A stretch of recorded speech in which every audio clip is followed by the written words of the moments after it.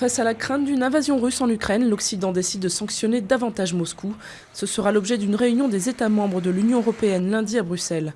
Symbole de la montée des tensions séparatistes, Slaviansk dans l'Est est entièrement contrôlé par les insurgés pro-russes. C'est là que sont retenus 13 membres de l'OSCE, qualifiés d'espions par un responsable des insurgés.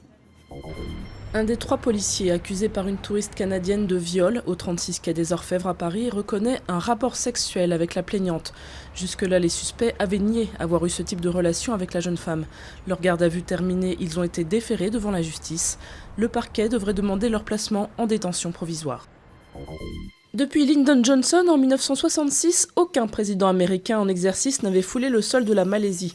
L'arrivée de Barack Obama, actuellement en tournée en Asie, est donc un événement dans cette nation à majorité musulmane.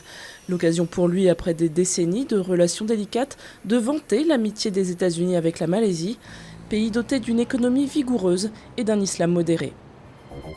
Combien seront-ils? Plusieurs centaines de milliers, peut-être plus d'1 million. Rome s'attend en tout cas à un déluge de visiteurs dimanche pour la double canonisation de Jean-Paul II et Jean XXIII. Depuis plusieurs jours, pèlerins et touristes affluent sur la place Saint-Pierre, alors la ville s'organise. Dernière nouvelle du Vatican qui devrait ravir les fidèles, la messe sera concélébrée par le pape François et son prédécesseur Benoît XVI. Comment faire ronronner de plaisir les New-Yorkais? C'est simple, il a suffi d'ouvrir un bar à chat, le premier du genre aux États-Unis. Appelons un chat, le concept est un succès. Il fallait attendre plusieurs heures pour entrer et caresser la vingtaine de félins, tous candidats à l'adoption.